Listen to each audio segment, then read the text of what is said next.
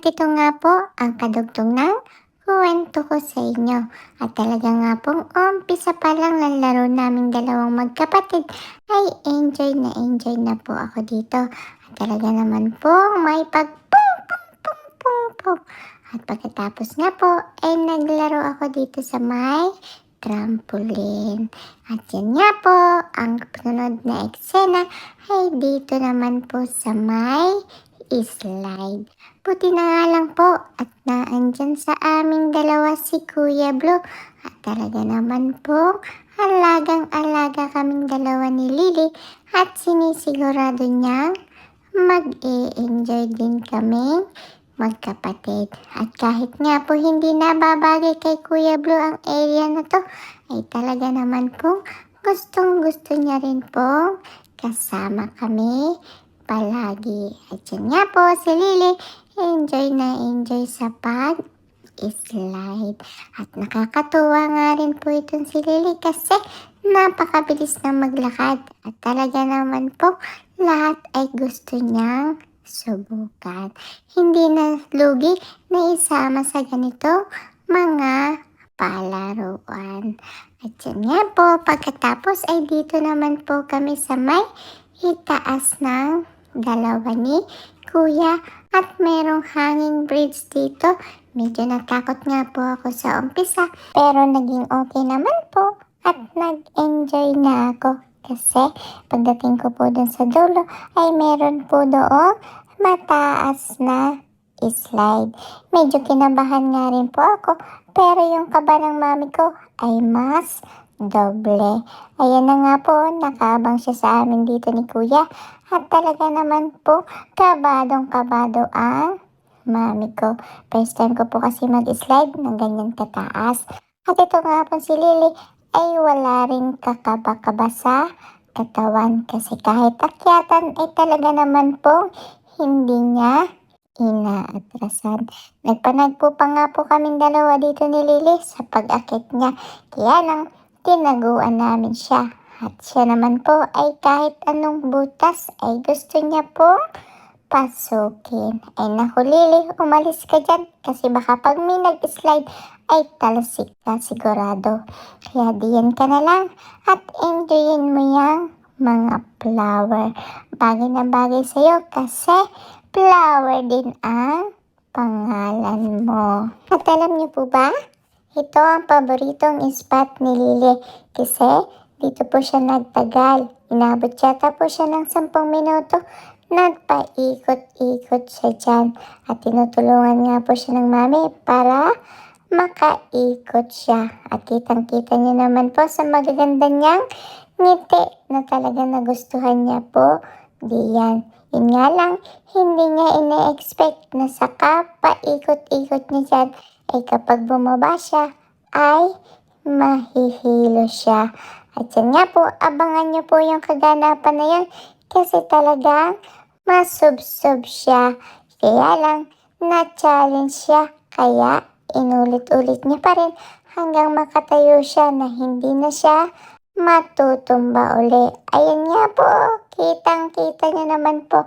Pero dahil pasaway ang batang ito, ay siya, sige, itry mo uli hanggang makababa ka na hindi ka na mahihilo. So far, nagsucceed naman po siya at ito naman pong challenge na to ang ginawa niya pagkatapos. O diba?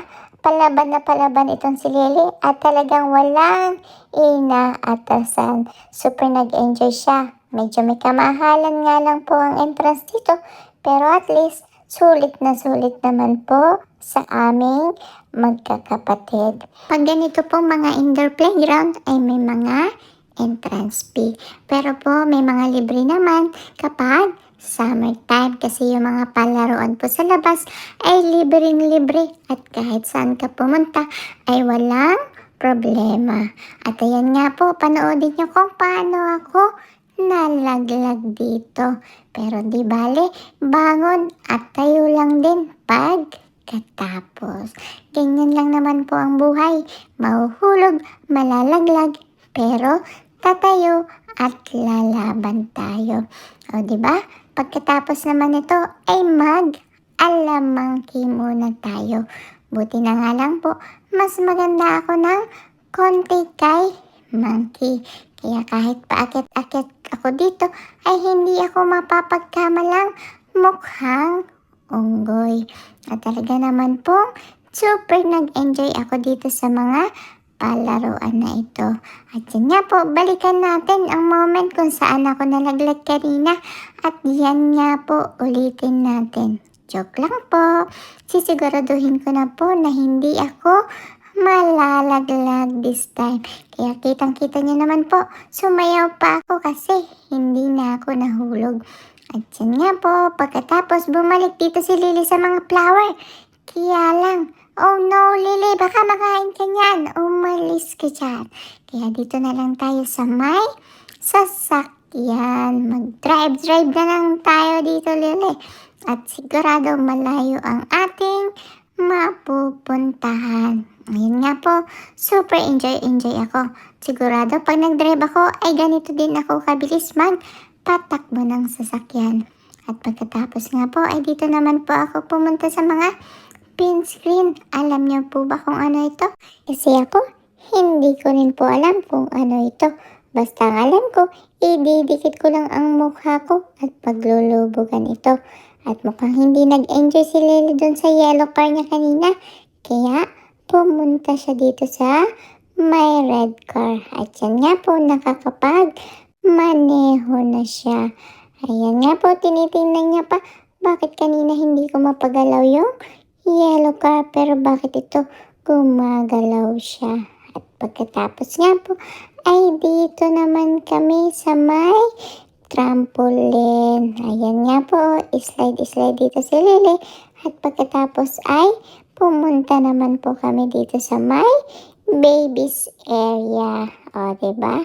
Talagang nakapag-enjoy kami magkapatid dito. Buti na nga lang po, malaki din itong space na ito.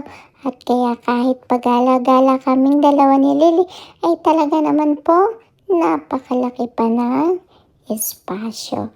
Ayan nga po, tingnan natin kung makakapag-slide si Lily dito kasi umakyat siya mag-isa niya. Kaya lang, at the end, ay kinuha siya ng mami kasi hindi siya makapag-slide. Kaya, ako na lang po ang mag-i-slide.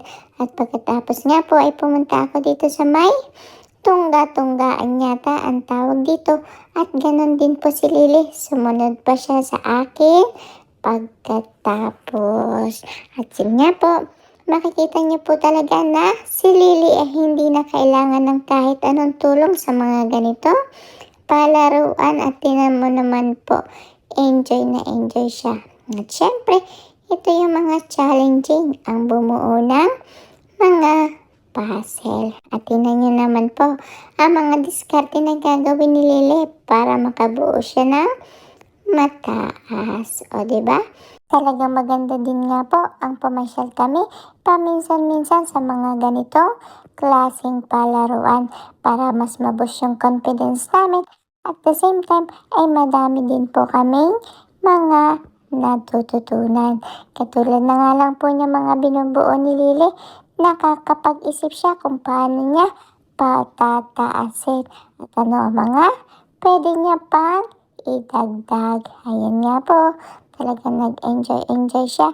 Kaya lang hindi niya na mailagay itong last kasi mali po siya na napili na paltagay. Kaya ayan po, sinira na lang po niya at lumipat siya sa ibang palaruan. At yan nga po, ito naman po ang aking ginagawa. Ang gumawa nitong parang mga tulay-tulay para makapag-jump ako.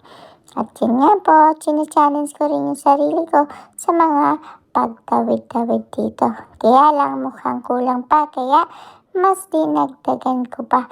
Kaya lang ito naman po si Lily ay yung mga dadaanan ko ay ginugulo niya. At the same time po ay nag-enjoy pa rin po kami dalawa. Ayun nga po, gusto na naman po niya umakyat sa slide. At the same time naman po ay naka-slide na siya dyan kasi tinulungan po siya ng kuya ko. At pagkatapos nga po ay ako ang gumawa naman nitong mataas na puzzle. At ito si Kuya at si Lily ay gumagawa ng maliit na kuweba habang nakita ko naman po ito tent area. Kaya naglaro kami dito ni Lily ng tindahan. Ayun lang po ang kwento ko sa inyo today at talaga naman pong napahaba ang kwento ko. Pero sana naman po ay tinapos nyo at pinanood nyo pa rin kaming tatlong magkakapatid.